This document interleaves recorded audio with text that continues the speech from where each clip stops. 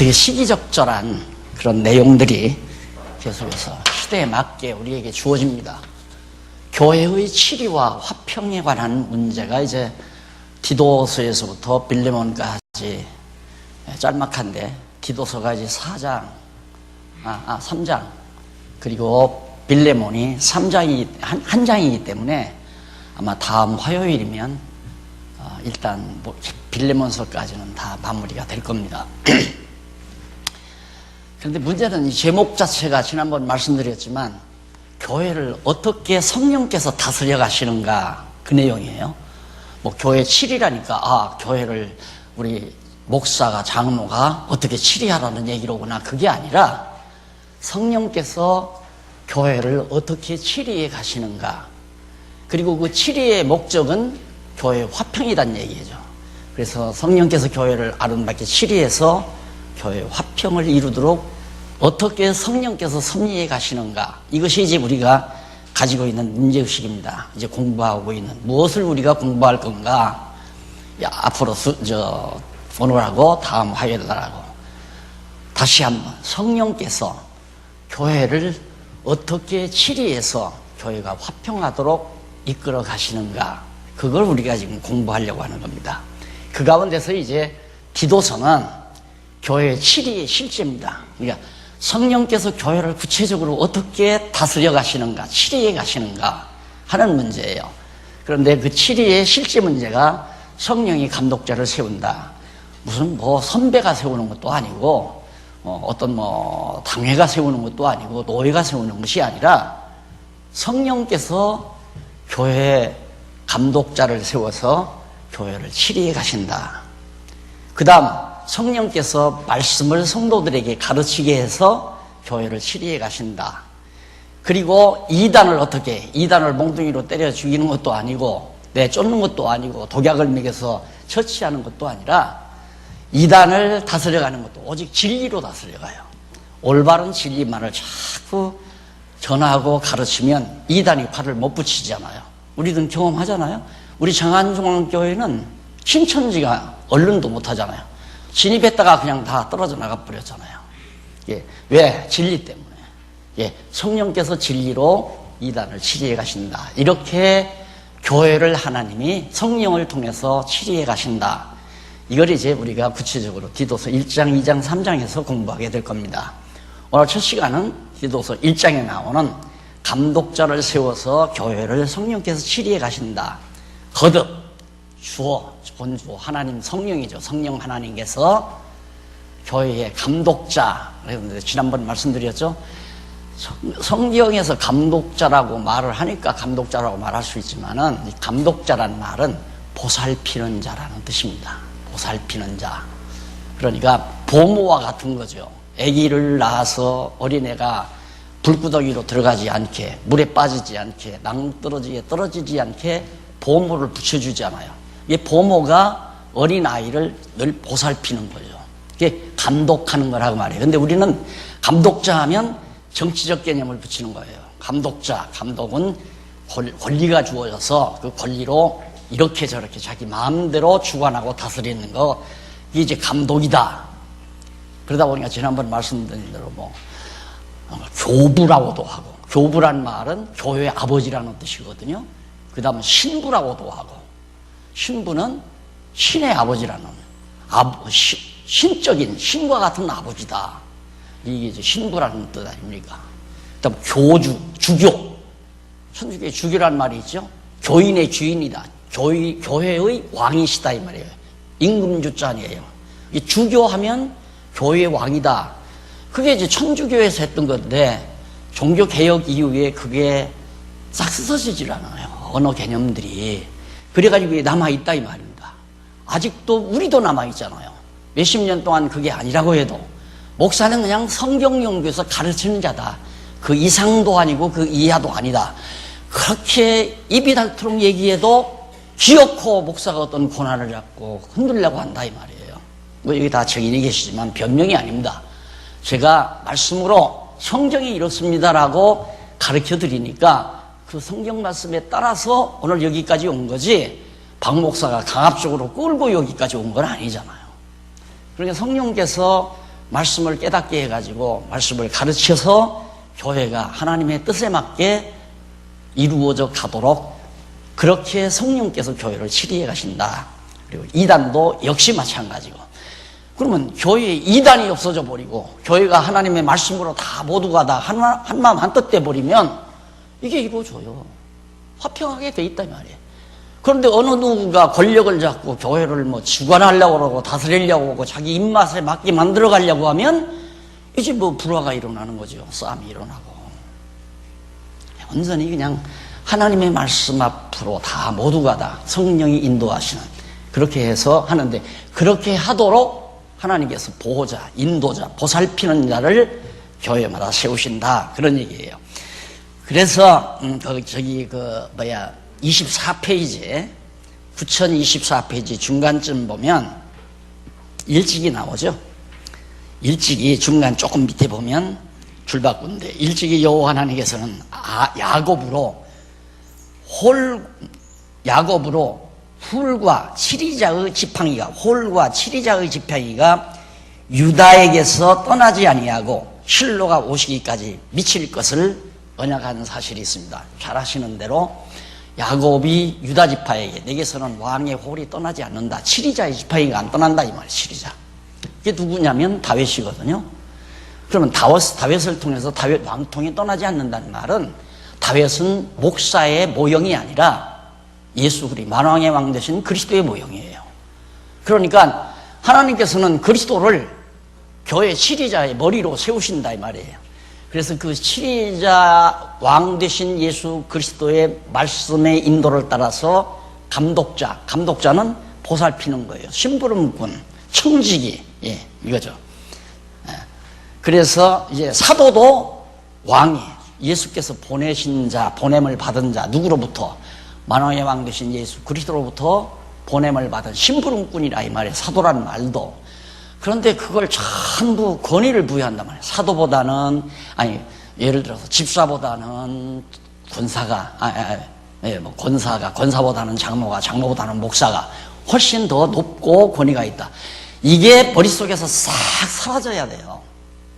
그렇게 위마르도록 얘기를 해도 아직도 장로님 앞에 감히, 그 장로라고 하는 직책의 권위, 우리는 직책의 권위가 아니라 장로님이 지도하는 하나님의 말씀의 권위예요. 장로님들이 교회를 뭘로 지도해요? 하나님 말씀으로 지도해야 할 거 아니에요. 그걸 부여받았으니까, 우리가 말씀을 가르치는 것을 부여받았으니까. 그러니까 하나님 말씀에 순복하는 거지 목사나 장로라고 하는 사람에게 순복하는 게 아니란 말입니다. 우리가 아무리 목사라도 아무리 장로라도 성경 말씀이 아닌 얘기로 가르치면 딱 거부해야 맞은 거라고 말이에요. 아무리 그것이 성경대로가 아니라 할지라도 장로님 말씀인데 어떻게 거역해? 그러면 이제 교회가 타락하는 거죠. 두말할 것 없이 타락하는 거예요. 그래서 감독자를 세운다는 것부터 1장, 유다 지파에게 왕의 홀 떠나지 않는다. 그 왕의 홀이 결국은 다윗의 왕통이 이어질 걸 말한 거라고 그랬죠. 근데 그 다윗의 왕통은 오실 메시아의 모형이다. 목사의 모형도 아니고 총회장의 모형도 아니고 교황의 모형도 아니에요. 너무 분명하잖아요. 그런데 이걸 여러분들이 구체적으로 안 배워놓으면 뭐라고? 하나님께서 이스라엘 백성에도 다스리는 자 다윗을 세워서 다스리지 않았느냐고. 오늘날 하나님의 나라 교회인 이 교회도 목사를 세워서 다스리게 하는 거라고. 아멘! 그러는 거예요. 아멘! 그래서 교회가 다 막는 거 아니에요. 그게 아니라고 그렇게 애를 쓰게 애태우게 얘기를 해도 죽어도 그렇게 믿으려고 한다, 이 말이에요, 사람들이. 왜? 하나님은 눈에 안 보이니까 눈에 보이는 사람을 내가 섬기고 받들고 그분을 따르는 것이 편하거든. 훨씬 편하잖아요. 안 보이는 하나님을 따르고 그분을 경외하려면 잘 성경을 통해서 잘 알아야 되니까 귀찮다, 이 말이에요. 그러니까 그냥 딱 보아서 인물 잘생기고 사람 성격 좋을 것 같으면 나는 저분 따라야 되겠다. 어느 장로님이 날더라 그러더라니까. 처음 이렇게 딱 와서 보니까 제 강의 듣는 순간 나는 한평생 절은 끝까지 뒤 잘 보살펴드리면 되겠구나. 그렇게 각오를 했다는 거예요. 당연히 그렇죠, 인간들은. 그거를 안 가르쳐주고 내버려 두면 좋죠. 자, 모든 거 그냥 때때 따라서 그냥 다 섬겨주고 받들어주고 나를 이제 위해주고 얼마나 좋아요. 그것이 그분은 주의 일이라고 생각하는 거예요. 이제. 이것이 주님의 일이다. 오늘날 대부분의 모든 성도들이 그렇게 살아가는 경우가 많습니다. 그래서 다윗은 여기 야곱이 유다에게 약속했던 다윗 왕국은 바로 그리스도의 왕국, 다윗은 만왕의 왕이신 그리스도의 모형이지 주교나 신부나 교주나 교황이나 이런 자들의 모형은 절대 아니다. 목사의 모형도 아니고. 자, 그러면 우선 한번 읽어보십시다. 솔로몬 왕도 그래서 이쪽에 25페이지에 보면 중간에 줄바꾼 데 나오죠. 세 번째 문단.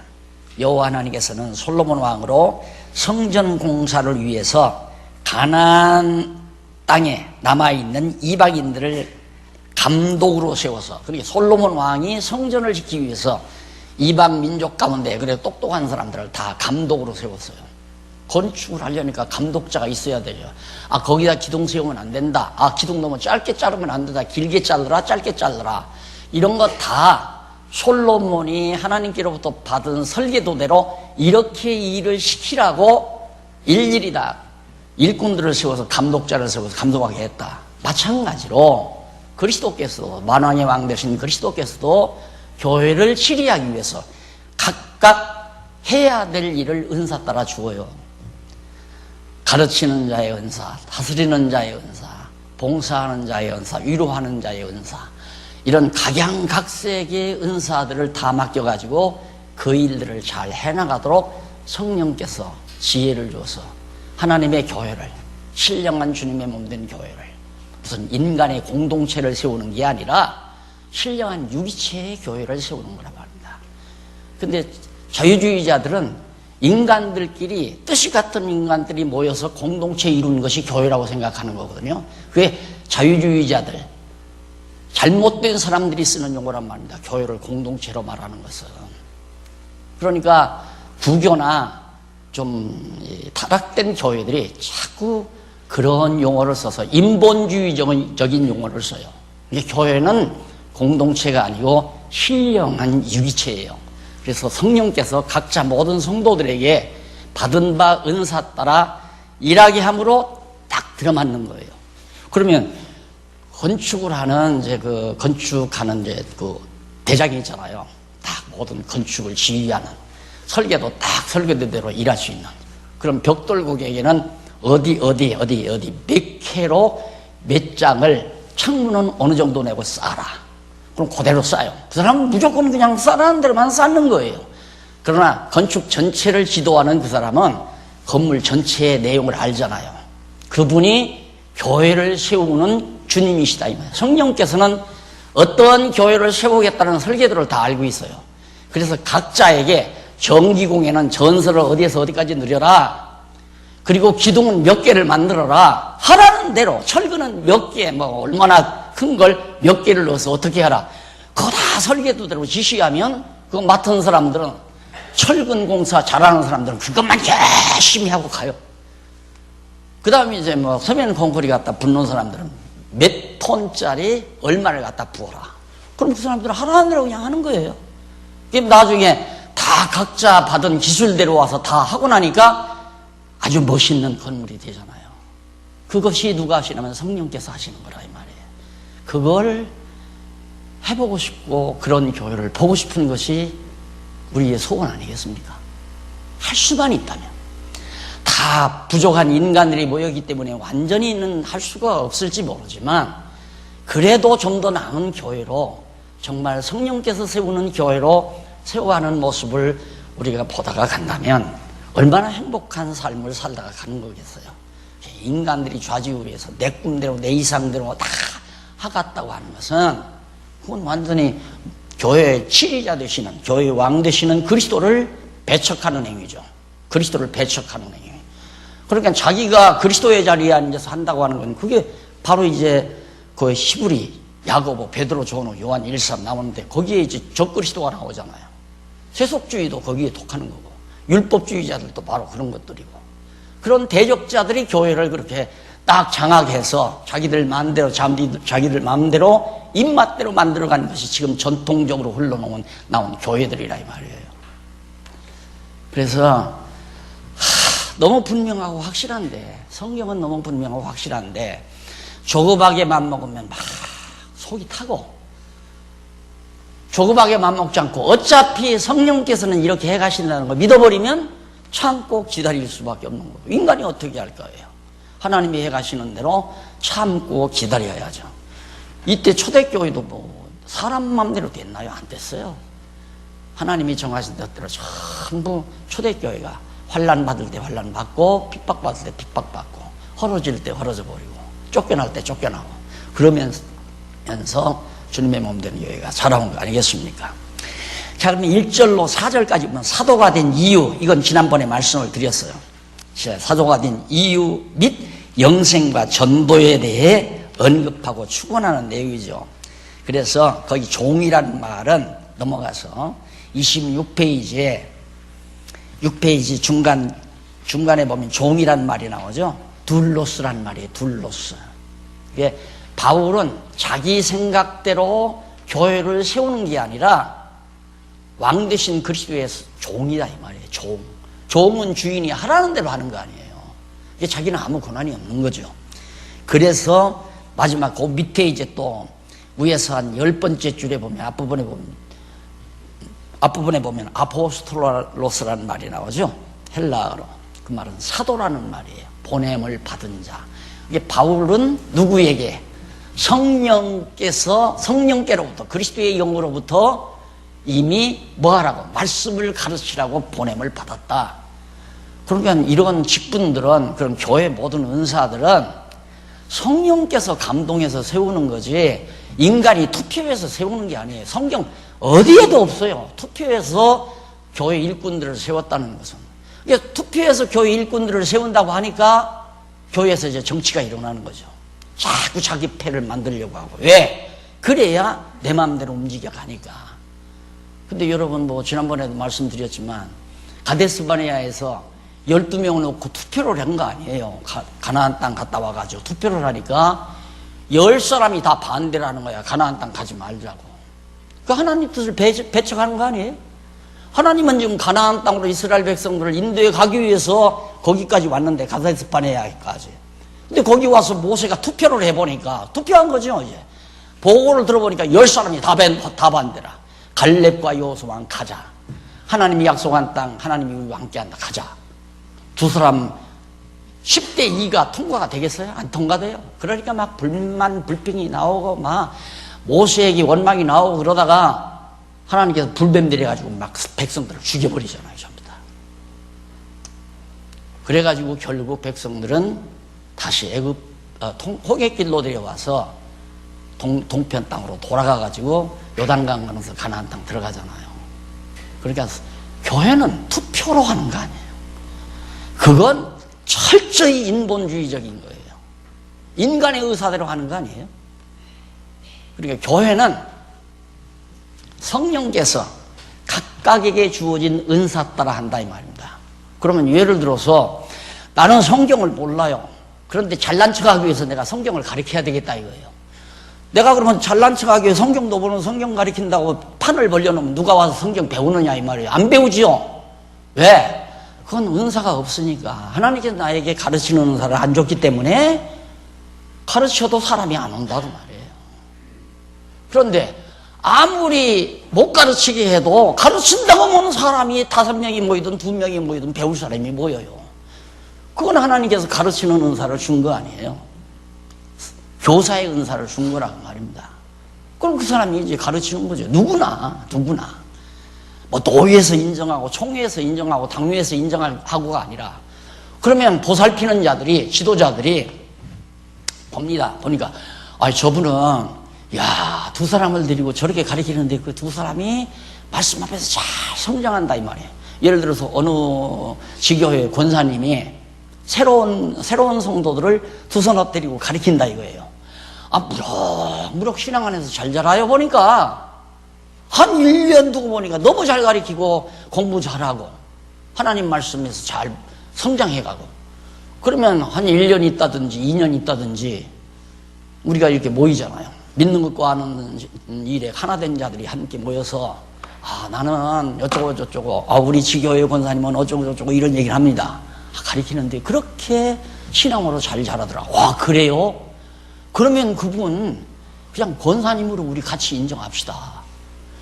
그러니까 모든 지도자들이 인정해서 권사가 되는 것이 아니라 하나님께서 잘 가리키는 은사를 주었기 때문에 권사가 되는 것이다. 거꾸로 생각하고 내가 늘 그러잖아요.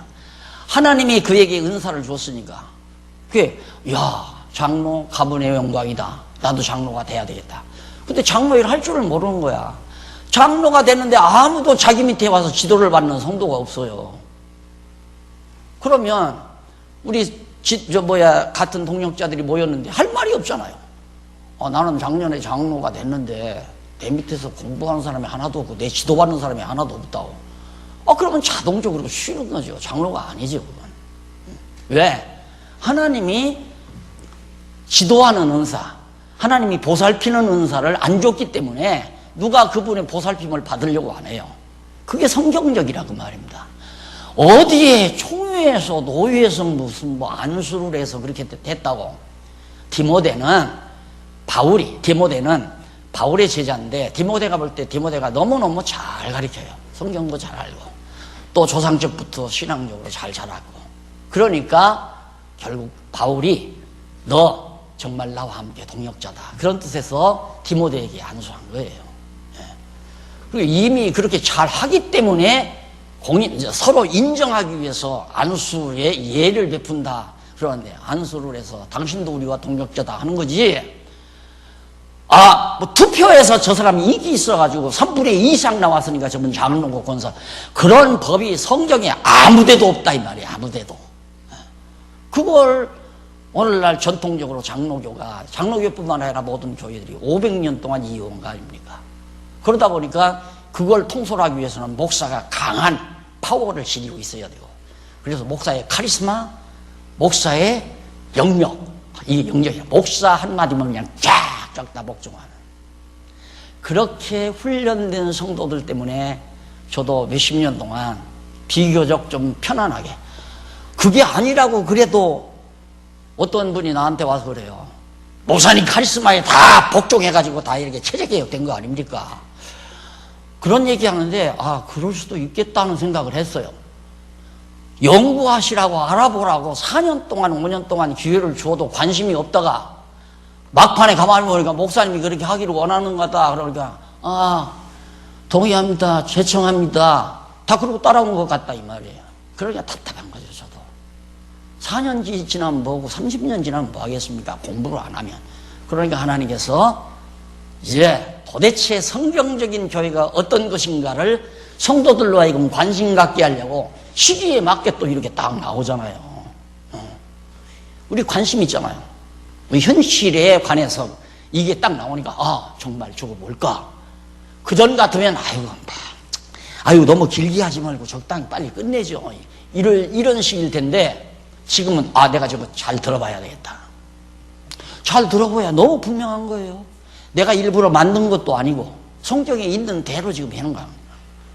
그래서 거기 사도라고 하는 것도 보냄을 받은 자, 누구로부터? 교회 머리 되신 그리스도로부터 성령의 감동을 통하여 보냄을 받은 자, 종. 무슨 권한이 있어요? 목사에게. 사도에게 무슨 권리가 있냐 이거예요. 권리는 머리 되신 예수 그리스도에게 모든 통치권이 주어져 있는 거지. 자, 그 다음 거기 보면 중간쯤에 보면, 중간 조금 내려서 앞부분에 보면 따옴표 안에 경건함이라는 말이 나오죠. 경건해 이런 말인데, 처음에 경건이라고 안 들어보던 말이니까 성도들이 다 헷갈리는 거예요. 경건해가 뭔가. 거기 분명히 나와요.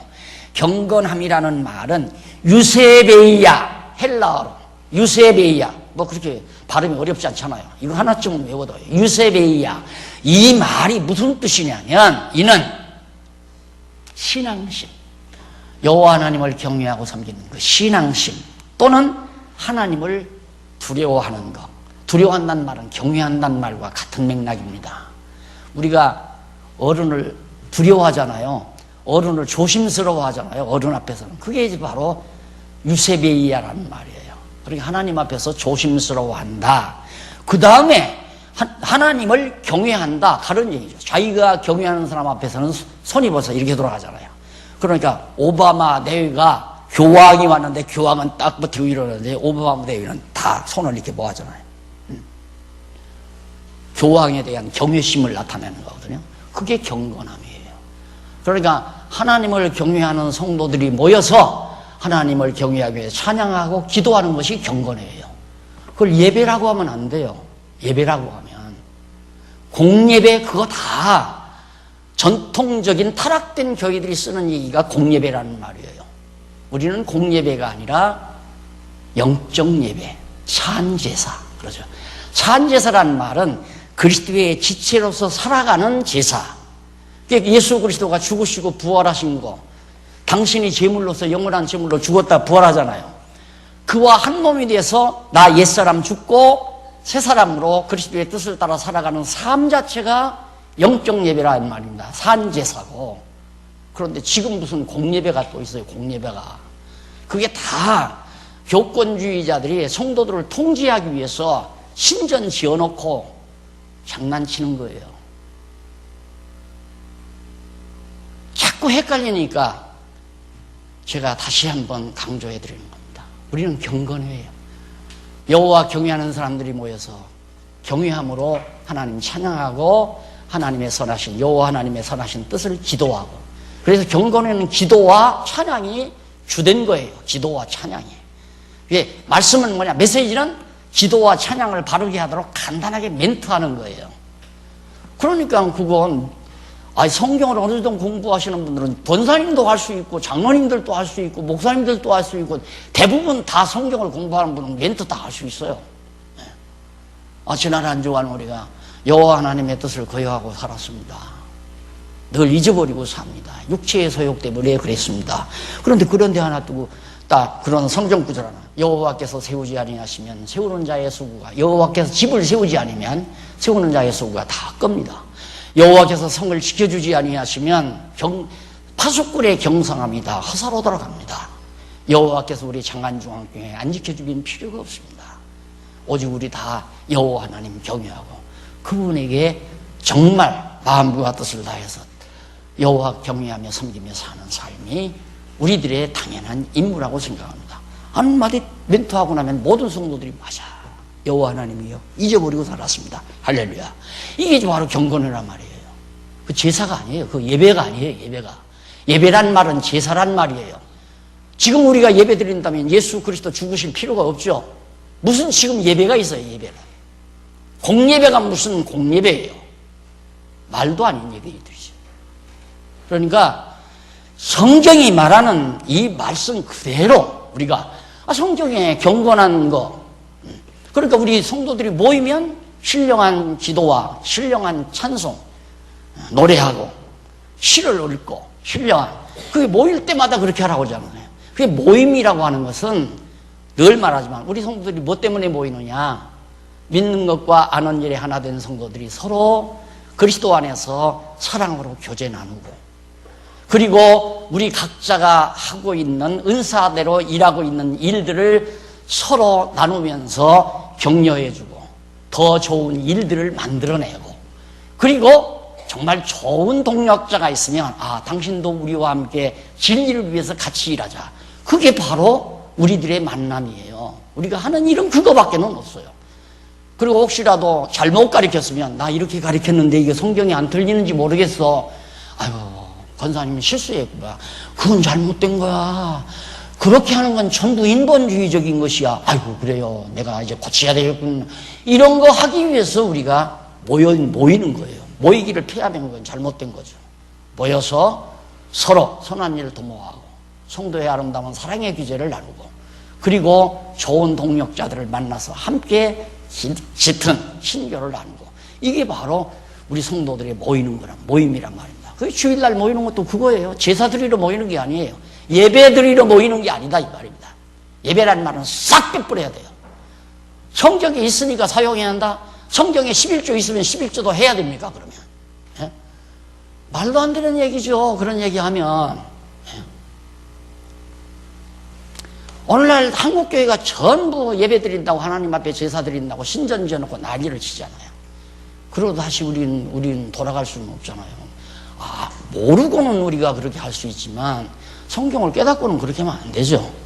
그래서 감독자를 세운다는 건 이런 것들을 하나하나 그건 성경에서 빗나간 얘기인데 그러니까 적어도 보살피는 자는 잘 알아야죠. 어디 가면 낭떠러지가 있고 어디 가면 웅덩이가 있고 어디 가면 뱀이 나오고 그거 잘 알아야 애기들을 보살필까. 안 된다 거기 갔다가는 독사 나온다 가지 말라고 붙들어오고 야 거기 조금 갔다가는 낭어들이 떨어져 죽는다 가지 말라고 붙들어오고 그게 보살피는 거란 말입니다. 그래서 그런 자를 세워서 이제 하는데 하나님께서 사도를 바울을 세웠는데 바울이 나는 종이다. 그리고 하나님께 보냄을 받았다. 그래서 우리 경건함으로 하나님을 경외하고 섬기는 삶을 살게 하려고. 그 다음 5절로 9절에 보면 넘어가서 1장 5절로 9절에 보면 연장자로 세우는 감독자의 자격. 그러면 감독을 누가 세울 거냐? 지도자, 보살피는 자를 누구를 세울 거냐? 연장자, 어른을 세운다 이 말이에요. 그래서 내가 사람이 예를 들어서 내 지교회라든가 은사교회가 10명이 모였다. 그럼 10명의 제일 지도자를 누구를 세울 건가? 10명 중에 가장 연세 많으신 분. 근데 연세가 무조건 많다고 해서 시킬 수는 없어요. 엊그제 교회 왔는데 아무것도 모르는 분이 어떻게 어른이 되겠어요. 근데 교회 오랜 동안 다니시면서 연세도 지긋하신 그런 어른들이 그 회를 잘 인도해 교통정리를 해주는 거죠. 사회자라고 하는 건 다른 거 아니에요. 사회자가 막 권한 부리고 그게 회장이 무슨 권한 부리고 그게 아니에요. 회장이 뭡니까? 어른장자 아니에요? 어른장. 어떤 모임의 가장 큰 어른이다 이 말이에요. 그러면 여기 70세 노인이 있고 여기 50대 젊은이가 있고 40대 젊은이가 있는데 거기서 투표를 하니까 아이고 저 늙은 양반 저거 힘없어 저 빼버리고 야 너 40대 너 똑똑하니까 네가 회장 되라. 그게 지금 교회가 해왔던 일 아니에요. 그런 식으로. 그리고 어른들은 완전히 힘없으니까 젊은이들에게서 다 배척당하고 가만히 앉아있고 그거 아니다 이 말이에요. 연장자로 지도자를 세워라. 그래서 나이 많으신 교회에서 오랜 동안 수고하고 땀 흘리고 나이 드신 어른을 그 모임의 가장 어른으로 딱 모시는 거. 그래야 이게 안정이 되져갑니다. 안정이. 그러지 않으면 확차지거려요. 어른들도 다 자존심이시 젊은 사람들한테 이러라 저러라 하는 소리 듣고 싶겠어요? 그렇게 해서도 안 되지만 그렇게 되지도 않아요. 생각해 보세요. 아들놈 길러서 서울대 보내가지고 성공시켜놨더니만 와서 아버지한테 아버지 그 집 나한테 이전 등기하세요. 그리고 어디 산 그거 팔아서 나 사업자금 내주세요. 아버지가 들어요? 잘못하면 호적판해버려요. 너 같은 놈은 아들 아니라고. 교회에서도 마찬가지예요. 교회에서도 어른을 무시하는 교회는 시끄러울 수밖에 없죠. 연장자를 세워야 한다. 연장자. 그래서 연장자를 아이고 어른께서 하시죠 그러면 아이고 나는 지금 지병이 있어가지고 정말 힘들어요. 그러면 나는 못하니까 차선책으로 나보다 동생 되시는 안부계 좀 하시면 어떻습니까? 정 그렇다면 제가 하지요. 그리고 그러면 교통정리하는 거예요. 딱 모였을 때 어떤 회원이 말하고 나면 말 끝나고 나면 또 무슨 의견 없나요? 말씀하세요. 다 얘기하면서 어느 회원이 말씀한 건 성경과는 조금 이래되는 얘기 같네요. 성경은 이렇게 말합니다. 그렇군요. 제가 깜빡했습니다. 이러면서 이제 토론하고 의논해서 성경대로 교회를 치료해가는 것이 성령의 역사다 이 말이에요. 성경대로 해야 성령의 역사가. 성령이 함께하는 교회라야 교회지. 성령이 떠난 교회가 무슨 교회겠어요. 그래서 내가 너를 그레데에 머물러 둔 이 사도 바울이 디도를 그레데라고 하는 섬에다가 머물러 둔 이유가 뭐냐면 부족한 일을 바로잡고 뭔가 잘못된 일을 바르게 잡고 그게 인도자니까 보살피는 자니까 보살펴줘요. 잘못됐는데 내버려두면 안 되잖아요. 바로잡고 나의 명한 대로, 바울이 명한 대로란 말은, 바울의 명령은 이건 성령의 계시니까 성령 감동으로 하는 거기 때문에 바울의 명령이 아니라 성령께서 바울을 통하여 디도에게 한 명령이에요. 예, 바울이 디도에게 한 명령한 대로 각 성에 이 장로들을 세우게 하려 하면이 각 성에다가 장로를 세운다. 이 그레데 조그만 섬이에요. 조그만 섬인데 조그만 섬 안에 여기도 성이 있고 여기도 성이라는 게 이렇게 뭐 두리두리 있잖아요. 남한산성도 보세요. 그 성이 아니에요, 성.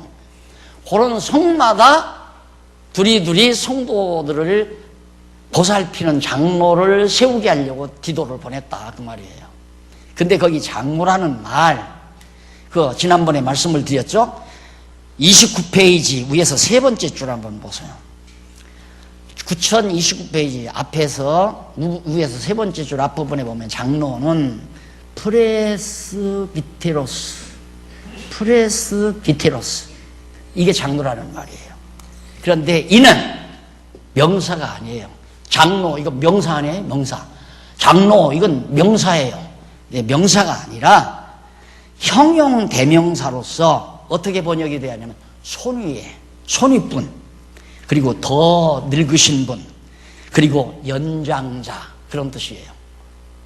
그러니까 성령께서 감동한 성경 원문대로 연장자를, 어르신을, 나이 드신 분을 교회 감독자로 세워야죠. 안 그래요?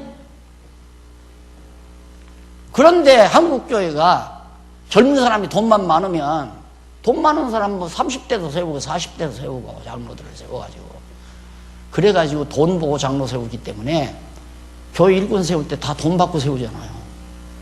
그런 엉터리 짓을 교회가 지금까지 해온 거라 이 말이에요. 그래서 절대 명사가 아니다. 장로라고 번역하면 안 된다. 연장자 되신 분, 어르신, 이렇게 더 많이 나이 드신 분, 이분들을 교회 감독자로, 교회 보살피는 자로, 교회를 보살피는 어른으로 다 모시게 하도록 디도를 그레데라고 하는 섬에다가 너를 머물게 한 것이다. 그러면서 거기 말하기를 자격은 책망할 것이 없고, 정말 책망할 것이 없어요. 그 사람은, 그 어르신은 한 아내의 남편이며, 두 아내 거느리고 살면 안 되죠. 그 다음 방탕하다 하는 비방이나 불순종하는 일이 없는, 하나님의 말씀에 불순종하는 일이 없는 믿는 자녀를 둔, 그러니까 자녀들이 부모의 말 불순종해가지고 교회도 안 나오고 완전히 방탕하는 생활을 하는 자가 장로가 돼서도 안 되고 목사가 돼서도 안 되죠. 제 자식 하나 가르치지 못하는 지도자가 어떻게 교회를 가르치고, 자기 자녀 하나 신앙으로 지도하지 못하는 사람이 어떻게 교회를 지도하는 장로가 되고 권사가 되겠어요? 그거 안 되잖아요. 그러니까 자녀들이 신앙생활을 안 하면 장로나 권사나 목사나 할 것이 입 딱 다물고 살아야 돼요. 아이쿠, 하나님께서 나에게는 자격을 안 주시는구나.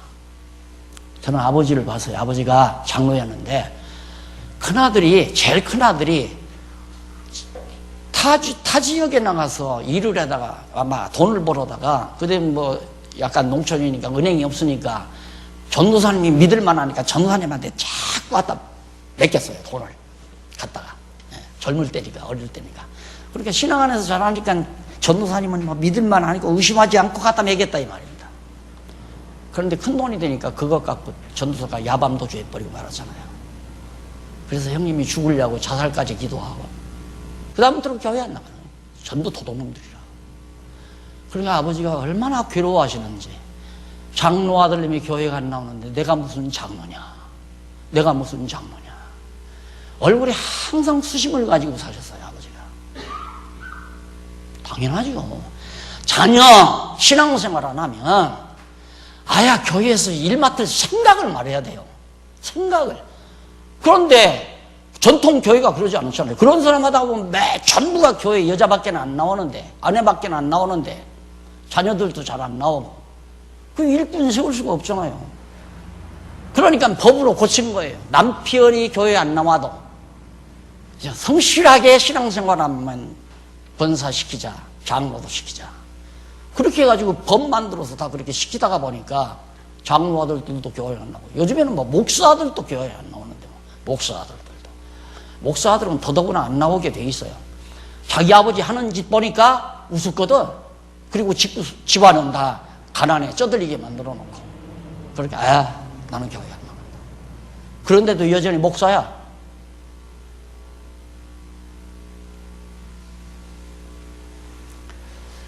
그래서 한 자녀를 둔 믿는 자녀, 그러니까 부모 말씀 잘 순종해서 따라가는 자녀를 둔 자라야 지도자의 자격, 감독자의 자격이 있다.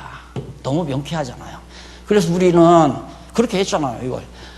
자녀들이 다 신앙생활하며 순종하는가, 한 아내의 남편인가, 다시 자신이 점수를 매겨봐라. 그렇게 해서 시험 문제를 그렇게 내는 거예요. 여기 있는 거기 때문에 그대로. 그런데 스스로들이 그 시험 문제에서 60점도 안 나오고, 어떤 사람은 70점 나오고, 그래서 80점은 나와야 된다고 그러니까, 일하시는 분들이 80점 나오면 없습니다. 60점으로 하십시다. 다 사회적으로도 60점이면 커트라인인데, 다 그러지 않는데 내가 어떻게 또 무길 수가 없잖아요. 알아서 하시라고.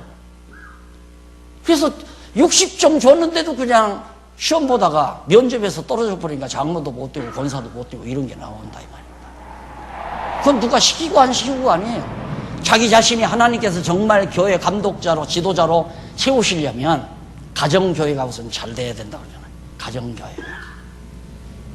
그래서 가정을 온 가족이 하나님 말씀 앞에서 자라나가요. 자, 그래가지고 거기에 보면 책망할 것이 없다는 말, 거기 헬라어 나오죠? 책망할 것이 없다는 말이 뭔가? 결백하다 또는 비난할 점이 없다. 흠 없는. 인간이 어떻게 흠이 없고 비난할 점이 전혀 없을 수 있겠어요? 완전할 수는 없지만은 이렇게 되면 더욱 좋다고 말이에요. 이렇게 된 자라야, 그래야 지도력이 생기죠. 자기 자녀들은 교회 생활을 안 하는데 젊은이들한테 열심히 성경 공부하고 열심히 교회 생활해라. 아이고, 나한테 그러지 말고 당신 아들이나 가르치시오. 할 말 없잖아요, 할 말. 그래서 계속해서 바울은 디모데에게, 감독은 7절에 나오죠. 감독은, 여기 감독이란 말 나와요. 감독. 밑에서부터 7째 줄 뒷부분에 보면, 그리고 감독은 헬라어로 에피스코포스라는 말이에요. 에피스코포스라고 하는데, 이는 명사로서 감독자 또는 보호자, 후원자. 여기 앞에 나오는 감독자는 이 권위주의, 다시 말해서 정치력을 가미시킨 억지 번역이에요. 그러니까 우리들이 감독자라고 하는 말을 바르게 하려면 애가 잘못된 데 가지 않도록 보살피는 자, 항상 아이 주변에 따라다니면서 아이들 배고프면 먹을 것 주고 후원해 주고, 보호자, 후원자라는 말이 우리 어감에는 딱 맞는 말이에요. 그걸 감독 해가지고 감리교에서는 감독 하면 최고 아니에요. 감독. 이 감독 하나 만들어 놓고 전국교회의 임명권을 가지고 있었어요. 과거에는 전국의 큰 교회를 감독이, 안무개 목사가 어느 교회로 가라, 그럼 가요. 그런데 이제 막 각 지방에 큰 교회들이 서가지고 목사들이 파워가 생기니까 그렇게 못하겠다, 가라고 해도 감독이 가라고 해도 난 안 간다, 내가 개척했는데 내가 어디로 가느냐, 이러고 반발하고 나오니까 이제는 감리교도 그걸 좀 고쳤어요. 감독 마음대로 안 돼요. 그래서 감독자라고 번역한 거, 이게 잘못된 번역이죠. 후원자, 보호자, 이게 딱 맞는 얘기입니다. 이런 것들을 우리 권사님들, 장로님들, 우리 모든 집사님들, 성도들이 알고, 저 다 잘못된 거로구나, 이렇게 다 깨달아야 믿는 것과 하는 일이 하나가 돼서 교회가 순수하게 성령이 주관해가는 교회로 성장해 가지. 오늘 배운 사람은 정확하게 알지만 안 배운 사람은 엉뚱한 대로 자꾸 엉뚱한 소리 하잖아요. 엉뚱한 소리 한다 이 말이에요. 배워야죠. 그래서 내가 공부하는 것이 많은 분들에게 거부감을 느끼게 했지만 어쩔 수가 없어요. 왜? 하나님 말씀을 가르쳐야 교회가 다스려지니까. 그 다음,